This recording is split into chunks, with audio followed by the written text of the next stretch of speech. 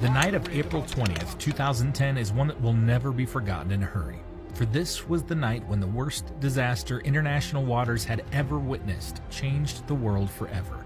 Barely 2 hours to midnight, an oil rig exploded into ghoulish flames that incinerated everything in its wake. But what everyone thought to be the worst thing that could happen turned out to be just the beginning of a cataclysmic tragedy that would continue to ravage the world till today. This is the story of the Deepwater Horizon oil spill, the largest marine oil spill in world history. The Gulf of Mexico is every oil driller's dream. The region alone provides the United States with more than 1/5 of all its oil and gas needs, according to the United States Energy Information Administration. Needless to say, there is an overabundance of oil in the Gulf of Mexico, and that is why oil companies trip over themselves trying to set up their oil rigs in this region. Everyone wants their share of the black gold that has become the lifeblood of our global economy.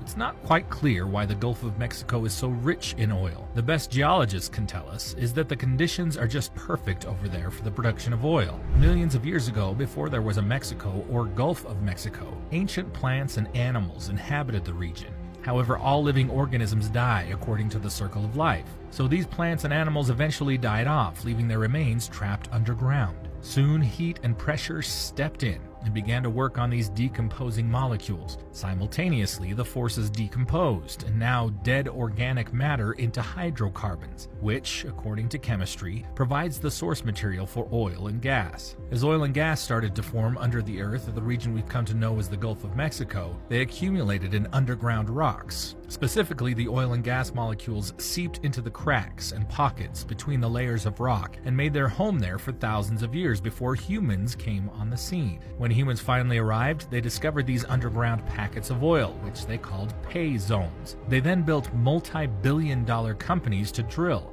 and explore these pay zones for oil.